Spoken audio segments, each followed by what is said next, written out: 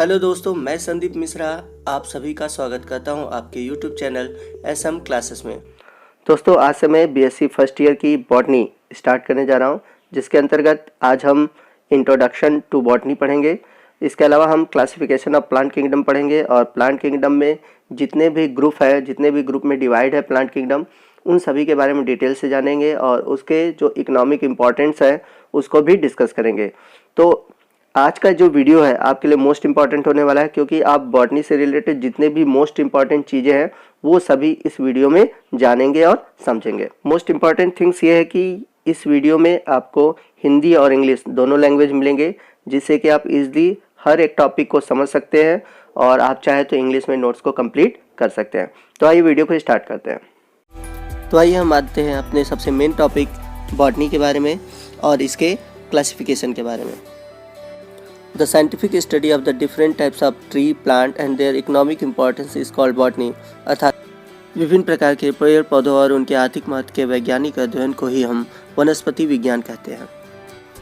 Theophrastus is known as the father of botany. अर्थात Theophrastus को ही वनस्पति विज्ञान का जनक माना जाता है।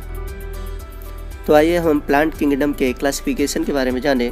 इन the year 1883 Eichler has classified the botanical world. वर्ष 1883 में एक्लर ने वानस्पतिक जगत को निम्नलिखित वर्गों में वर्गीकृत किया। Eichler classified plant classification into two category, first cryptogamous and second phanerogamous. तो एक्लर ने वनस्पति जगत को दो वर्गों में बांटा, पहला क्रिप्टोगैमस और दूसरा फेनेरोगैमस। तो आइए हम इन दोनों के बारे में डिटेल से जानते हैं। तो सबसे पहले बात करते हैं क्रिप्टोगैमस प्लांट की, जिसे हम अपुष्पोद्भिद पौधे कहते हैं। These plant are without seed, अर्थात ये ऐसे पौधे होते हैं जिनमें कि बीज नहीं बनता। And the phanerogamous plants are those plants which have seed, अर्थात phanerogamous अर्थात पुष्पोद्भिद पौधे ऐसे होते हैं जिनमें कि सीड अर्थात बीज बनता है। Cryptogamous are further classified into Thallophyta, Bryophyta and Pteridophyta। तो जो क्रिप्टोगैमस प्लांट है उन्हें दोबारा से तीन भागों में बांटा गया है, थैलोफाइटा, ब्रायोफाइटा और टेरिडोफाइटा। तो आइए हम लोग इन तीनों के बारे में जानते हैं। तो आइए बात करते हैं सबसे पहले थैलोफाइटा की। The body of the plant in this group is thallus like, that's mean the plant is not differentiated into root, stem and leaf. अर्थात थैलोफाइटा ऐसे प्लांट्स होते हैं जिनमें कि उनकी जो प्लांट बॉडी होती है वो थैलस लाइक होती है, दैट्स मीन इनका शरीर जड़, तना और पत्तियों में विभक्त नहीं होता। अर्थात इनमें जड़, तना और पत्तियों जैसी कोई संरचना नहीं पाई जाती। Thallophyta is the largest group of the plant kingdom. यह पादप जगत का सबसे बड़ा समूह है। There is no conductive tissue, अर्थात इनमें कोई भी संवहन ऊतक नहीं पाया जाता है। संवहन ऊतक हम जाइलम और फ्लोएम को कहते हैं। जाइलम के थ्रू पौधे पानी को संचरित करते हैं, जबकि फ्लोएम के थ्रू यह भोजन को संचरित करते हैं। तो ये दोनों संरचनाएं अर्थात ये दोनों ऊतक थैलोफाइट्स के पौधों में नहीं पाया जाता। तो ये इंपॉर्टेंट टॉपिक आप इसे जरूर याद रखिएगा। Thallophyta are also divided into two groups. इन्हें दो समूहों में बांटा गया है, first algae and second fungi, जिन्हें हम शैवाल और कवक कहते हैं। तो आइए हम इनके बारे में जानते हैं। The study of algae is called phycology. अर्थात शैवाल विज्ञान के अध्ययन को हम फाइकोलॉजी कहते हैं। ये मोस्ट इंपॉर्टेंट क्वेश्चन, आप इसे जरूर याद रखिएगा कि शैवाल विज्ञान के अध्ययन को क्या बोला जाता है। तो आंसर है phycology. The algae have chlorophyll and autotrophic mode of nutrition. शैवाल ऐसे पौधे होते हैं जिनमें कि हेज़लॉग पाया जाता है और इसमें स्वपोषी गुण होता है, अर्थात ये अपना भोजन स्वयं बनाते हैं, इसलिए ये स्वपोषी होते हैं। नेक्स्ट हम बात करेंगे एल्गी के पौधों की संरचना के बारे में। Its body is thallus like, अर्थात इनका शरीर जो होता है सुखाया होता है, जिसका मतलब मैंने बताया था कि इनमें रूट, स्टेम और लीफ डिफ्रेंशिएट नहीं होते। Most of the algae are aquatic and they are classified into three types. तो जो अधिकतर शैवाल होते हैं वो जलीय होते हैं और इन्हें तीन समूहों में बांटा गया है। तो फर्स्ट है रेड एल्गी, सेकंड है green algae and third brown algae. मैं आपको बताना चाहूँगा कि इसके अलावा भी एल्गी की कैटेगरी है, लेकिन ये तीन सबसे महत्वपूर्ण कैटेगरी है। तो इन तीनों के बारे में व अन्य समूहों के बारे में एल्गी से रिलेटेड जब वीडियो होगी उस वीडियो में अपलोड किया जाएगा। तो इस वीडियो में सिर्फ हम एल्गी के जनरल कैरेक्टर के बारे में ही जानेंगे। Red sea got its name because of a type of blue-green algae called Trichodesmium erythraeum. Trichodesmium erythraeum नामक हरे नीले शैवाल की वजह से ही लाल सागर का कलर रेड होता है। तो ये एक इम्पॉर्टेंट एल्गी है, तो इसका नाम आप ज़रूर याद रखिएगा। बात करते हैं यूज़फुल एल्गी की। Most of the algae are used by human for various purposes. तो अधिकांश शैवाल मनुष्यों द्वारा विभिन्न उद्देश्यों के लिए उपयोग किए जाते हैं। आइए एक एक करके इनके बारे में हम जानें। Porphyra, Ulva, Sargassum, Laminaria and Nostoc, these algae are used as a food। Porphyra, Ulva, Sargassum, Laminaria एवं नास्टॉक भोजन के रूप में प्रयोग किए जाते हैं। कुछ जगहों पर ये सलाद के रूप में यूज़ होते हैं तथा कुछ जगहों पर ये जानवरों को चारे के रूप में दिए जाते हैं। तो मोस्ट इम्पॉर्टेंट है, आप इसका नाम जरूर याद रखिएगा। Laminaria, Fucus and Ecklonia, these are iodine making algae। तो जो लेमिनेरिया, फ्यूकस और एक्लोनिया ये शैवाल आयोडीन का निर्माण करता है। तो इसमें लेमिनेरिया नाम बहुत ही इंपॉर्टेंट है और इससे रिलेटेड एग्ज़ाम में क्वेश्चन आते हैं कि आयोडीन का निर्माण कौन सा शैवाल करता है। तो आप लेमिनेरिया नाम जरूर याद रखिएगा। Nostoc, Anabaena, azolla and kelp, these are used as a biofertiliser. तो नॉस्टॉक, एनाबिना, एजोला और केल्प इन सभी शैवालों का उपयोग खाद के रूप में किया जाता है। तो इसमें से नॉस्टॉक और एनाबिना ये ब्लू ग्रीन एल्गी हैं जो कि धान के खेतों में पाए जाते हैं, जो कि बहुत ही इम्पॉर्टेंट एल्गी है। The algae Chlorella use for making chlorellin antibiotic. तो क्लोरेला नामक शैवाल से क्लोरेलिन नामक एंटीबायोटिक तैयार होता है, जो कि बहुत ही इम्पॉर्टेंट है और इससे क्वेश्चन एग्जाम में आते हैं। Chlorella and Synechococcus are use for the production of oxygen food for astronaut. तो क्लोरेला और स्नेकॉकस नामक शैवाल का उपयोग जो अंतरिक्ष यात्री होते हैं भोजन के रूप में करते हैं। इसके अलावा इसका उपयोग ऑक्सीजन के प्रोडक्शन में भी किया जाता है। तो अंतरिक्ष यात्री इसको अपने साथ लेकर जाते हैं। क्लोरेला के बारे में एक बात और बताना चाहूँगा कि ये एक सिंगल सेल एल्गी है जिसका उपयोग सिंगल सेल प्रोटीन के रूप में भी किया जाता है। Next we will discuss about fungi and its important. तो आगे हम लोग फंजाई अर्थात कवक के बारे में जानेंगे और इसके इम्पोर्टेंस के बारे में जानेंगे। The study of fungi is called mycology. तो कवक विज्ञान के अध्ययन को माइकोलॉजी कहते हैं। Chlorophyll is not present in fungi. तो जो कवक होते हैं उनमें हरित लवक नहीं पाया जाता। So that they are heterotrophic in nature. इसलिए ये परपोषी गुणों वाले होते हैं, अर्थात ये अपना भोजन स्वयं नहीं बनाते। The reserve food material of fungi is called glycogen. तो कवक में जो संचित भोज्य पदार्थ होता है वो ग्लाइकोजन के रूप में होता है। And its cell wall is made up of chitin. और इनकी जो कोशिका भित्ति होती है वो काइटिन की बनी होती है, जबकि प्लांट्स में जो कोशिका भित्ति होती है वो सेलुलोज की बनी होती है। तो ये इंपॉर्टेंट है कि इनकी सेल वॉल काइटिन की बनी होती है। बात करते हैं इनके एग्जाम्पल की। तो एगेरिकस जिसे मशरूम कहते हैं जो खाने के रूप में यूज़ किया जाता है और इसमें बहुत मात्रा में प्रोटीन पाया जाता है। ईस्ट, एस्परजिलस, लाइकोपर्डा ये एग्जाम्पल है। ईस्ट जिसे खमीर बोला जाता है इसमें बहुत मात्रा में प्रोटीन पाया जाता है और इसका यूज़ फर्मेंटेशन अर्थात किण्वन में किया जाता है, जिसमें आप ब्रेड, पावरोटी, इडली, डोसा इन सब बनाने में इसका उपयोग होता है। तो ईस्ट मोस्ट इम्पॉर्टेंट है। बात करते हैं फंगस से जुड़ा हुआ एक इम्पॉर्टेंट टॉपिक जिब्रेलिन हार्मोन्स की, जो कि एक प्लांट हार्मोन्स है और इस हार्मोन्स को जिब्रेला फ्यूजिकोराई नामक फंगस से प्राप्त किया जाता है। और ये हार्मोन्स जनरली पौधों की ग्रोथ के लिए बहुत ही ज़रूरी है। इसके छिड़काव से पौधों में ग्रोथ बहुत अधिक होता है और बहुत तेज़ी से होता है। बात करते हैं क्रिप्टोगैमस के अगले ग्रुप ब्रायोफाइटा की। This is the first group of the land plant. यह स्थलीय पौधों का सबसे पहला समूह है जो कि सबसे पहले स्थल पर आया था। Since they are found in dry and moist area, this plant are commonly known as amphibian of the plant kingdom.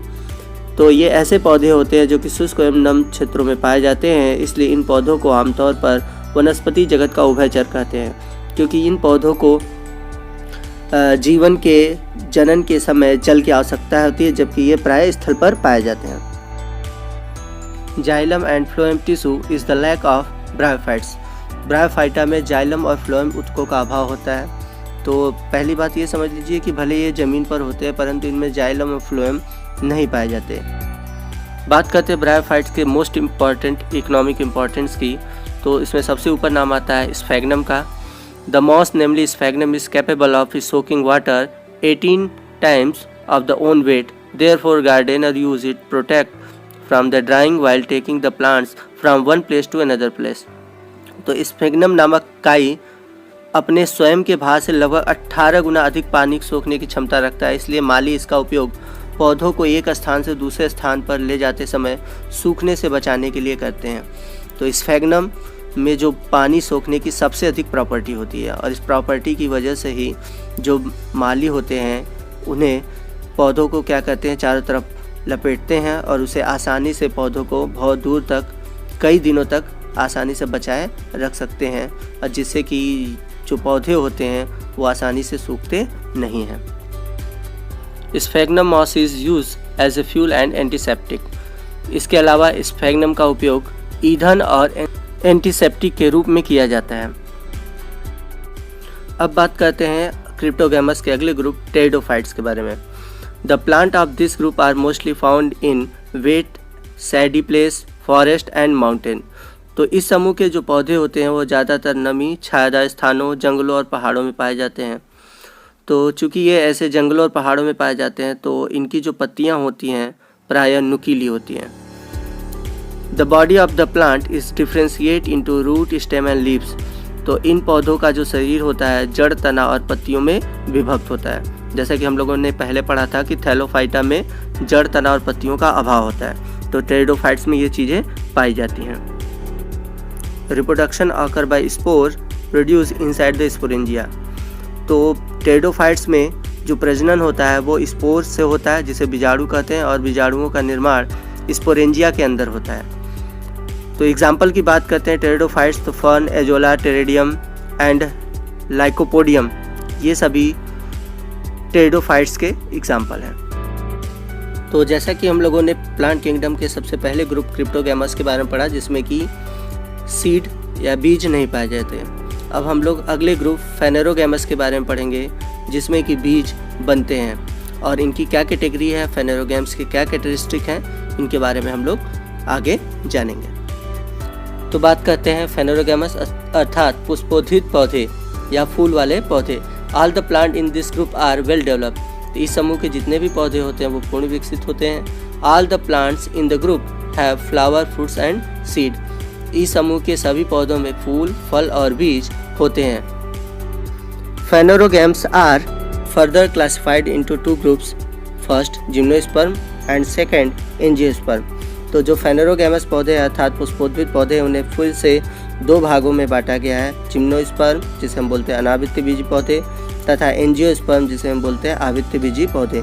तो आइए हम एक एक करके इन दोनों समूहों के बारे में जानेंगे तथा इनके कैरेक्टरिस्टिक के बारे में जानेंगे।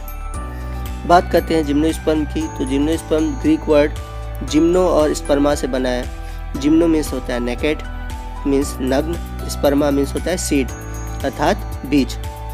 The characteristic of this type of plant are presence of naked ovule. तो इस प्रकार के जो पौधे होते हैं उसमें जो बीज होते हैं वो नग्न होते हैं, अर्थात इनके बीज के चारों तरफ कोई कवर नहीं पाया जाता। जिस प्रकार के आवृत्ति बीजी पौधों में जो बीज होता है वो फल के अंदर होता है, बट जो अनावृत्ति बीजी पौधे हैं इनमें जो बीज होता है वो फल के अंदर नहीं होता, अर्थात ये खुला हुआ होता है। These plant are in the form of trees and bushes. तो इनके जो पौधे होते हैं वृक्ष और झाड़ियों के रूप में पाए जाते हैं।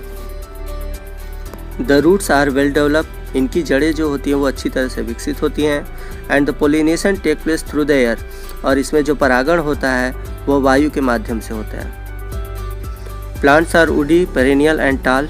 जो पौधे होते हैं वो काष्ठी होते हैं और वर्ष भर रहते हैं तथा इनके जो पौधे होते हैं बहुत लंबे होते हैं। The plant body is differentiated into root, stem and leaf. तो इन पौधों का जो शरीर होता है वो पूरी तरह से जड़, तना और पत्तियों में भली प्रकार से विकसित होता है। The longest plant of the plant kingdom is sequoia comes under it. Its height approx 120 meters. This is also called the red wood of California. तो पादप जगत का जो सबसे ऊंचा पौधा है जिसे हम सिकोया के नाम से जानते हैं, इसकी ऊंचाई लगभग 120 मीटर होती है और इसे रेड वुड ऑफ कैलिफोर्निया के नाम से भी जाना जाता है। तो बहुत ही इम्पॉर्टेंट है प्लांट सिकोया। बात करें सबसे छोटे अनावृतबीजी पौधे की, the smallest gymnosperm plant is Zamia pygmaea. तो सबसे छोटा अनावृतबीजी पौधा जैमिया पिग्मिया है। बात करते हैं इकोनॉमिक इम्पोर्टेंस ऑफ जिम्नोस्पर्म की। एज ए फूड के रूप में sago is made by extracting the juice from the stem of the cycas, therefore cycas is called sago palm. तो जो साइकस के तनों से मंड निकालकर साबूदाना बनाया जाता है, इसलिए साइकस को सागो ताड़ भी कहा जाता है। तो आप याद रखिएगा, तो जो साबूदाना है वो साइकस के पौधे से तैयार किया जाता है और साइकस का पौधा अनावृतबीजी पौधे के अंतर्गत आता है। बात करते हैं लकड़ी के रूप में। As a wood, the wood of sequoia, deodar, pine and spruce ETC is use for the making the furniture. तो फर्नीचर बनाने के लिए सिकोया, देवदार, पाइन और स्प्रूस इत्यादि की लकड़ियों का उपयोग किया जाता है। बात करते हैं अगले इकोनॉमिक इम्पोर्टेंट रेजिन की। The resin is extracted from some conical plant which are used in making varnish, polish and paint ETC। तो रेजिन एक प्रकार का केमिकल है जिसका प्रयोग वार्निश, पॉलिश और पेंट इत्यादि बनाने में किया जाता है और यह कुछ शंकु पौधों से निकाला जाता है। तारपीन oil from the tree of pine. तो चीड़ के पेड़ों से तारपीन का तेल प्राप्त किया जाता है। It is useful in tanning and making ink. यह चमड़ा बनाने तथा स्याही बनाने में भी इनका उपयोग किया जाता है। बात करते हैं फेनेरोगैम्स के अगले समूह, एंजियोस्पर्म की। तो एंजियोस्पर्म दो ग्रीक वर्ड से बना है। एंजियो मीन्स कवर्ड और स्पर्मा मीन्स सीड। तो इनमें जो बीज होते हैं वो फल के अंदर ढके होते हैं, जबकि अभी हम लोगों ने पीछे पढ़ा कि अनावृतबीजी जिसे हम बोलते हैं जिम्नोस्पर्म, उसमें जो बीज होता है वो फल के अंदर ढका नहीं होता। In this plant roots, leaves, seeds, flowers and fruits are fully developed. तो इन पौधों में जो जड़, पत्तियां, बीज, फूल और फल पूरी तरह से विकसित होते हैं।